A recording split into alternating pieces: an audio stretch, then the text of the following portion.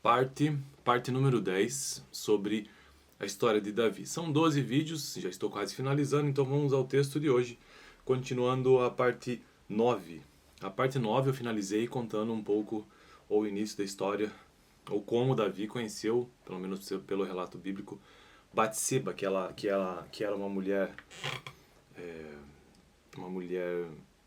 muito bonita que estava se tomando banho no telhado próximo ao palácio de Davi.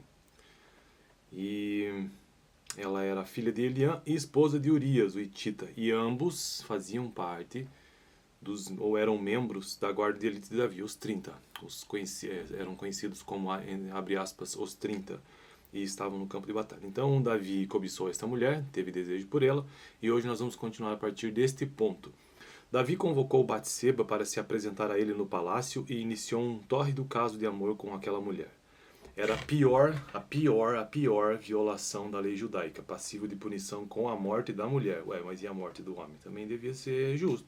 Ué, né? Você não acha?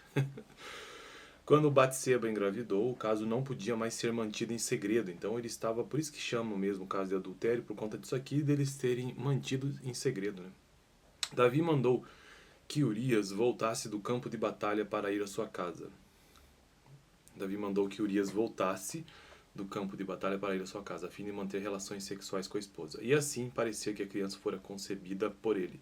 Contudo, Urias, fervoroso convertido ao judaísmo, não desobedeceria a lei que proibia que o homem se deitasse com a esposa enquanto estivesse em guerra. Olha só.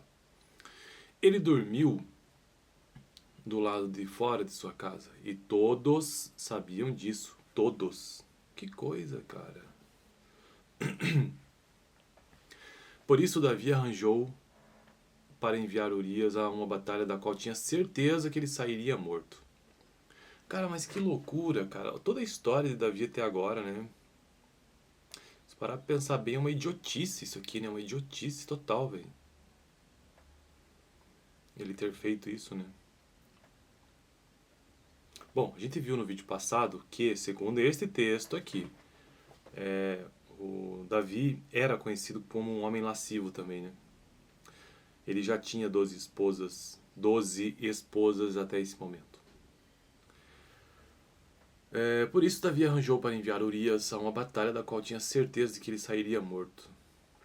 Eu não sei o que é mais absurdo aqui. A maior ironia dessa história foi que Davi fez com que Urias levasse para Joabe, comandante Davi, uma carta lacrada com as ordens que eram, de fato, a sentença de morte dele próprio, Urias. Embora Davi não só era culpado de adultério, agora Davi não só era culpado de adultério, mas também de homicídio. Logo depois da morte de Urias, Batseba casou-se com Davi. Parecia que seus pecados podiam passar despercebidos, mas o profeta Natã o acusou publicamente de adultério e assassinato. Ele disse que a casa de Davi seria amaldiçoada com a discórdia e a violência e que a criança morreria. A criança morreu, mas logo depois disso Batseba deu outro filho a Davi, Gedidias, que veio a ser conhecido como Salomão. Aparentemente Davi prometeu em segredo a Batseba que Salomão sucederia no trono em vez de seus meios-irmãos mais velhos, Amnon, Absalão e Adonias. Nos anos seguintes, cumpriu-se muitas vezes a profecia de Natã. Davi teve ao todo 17 filhos. É provável que esse número tenha chegado a 19, todos de diferentes esposas. Salomão foi o 10º filho, e teve também muitos filhos de concubinas, embora esses não tivessem direito ao trono. Havia constante intrigas e jogo pelo poder entre as esposas de Davi, cada uma delas tentando pôr o filho na dianteira da corrida pela sucessão no trono. O tumulto era constante, à medida que as esposas surgiam e caíam no favor de Davi.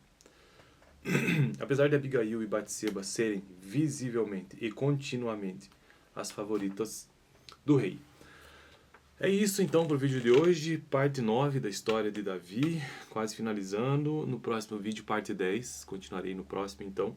E hoje nós vimos aqui que Sim, ele acabou casando-se com Batseba depois de ter cometido adultério e assassinando o esposo dela. Estas foram as acusações, mas que isto não passou desapercebido, não ficou por isso mesmo. Um profeta do Senhor o acusou publicamente de adultério e assassinato e trouxe sobre ele as maldições do Senhor. Neste caso, a maldição da discórdia e da violência entre os seus descendentes, coisa que de fato adiante acontece. Não sei se nós vamos ver ao longo desse final da história de Davi, mas isso de fato acontece. E o final desse texto mostra que Davi teve muitos filhos e que havia sim muita disputa entre as esposas para ver qual destes ou qual dos filhos sucederia Davi. Beleza? Então no próximo vídeo, parte 11, penúltima parte sobre a história de Davi. No vídeo passado, parte 9, eu vou deixar aqui no final do vídeo. Valeu!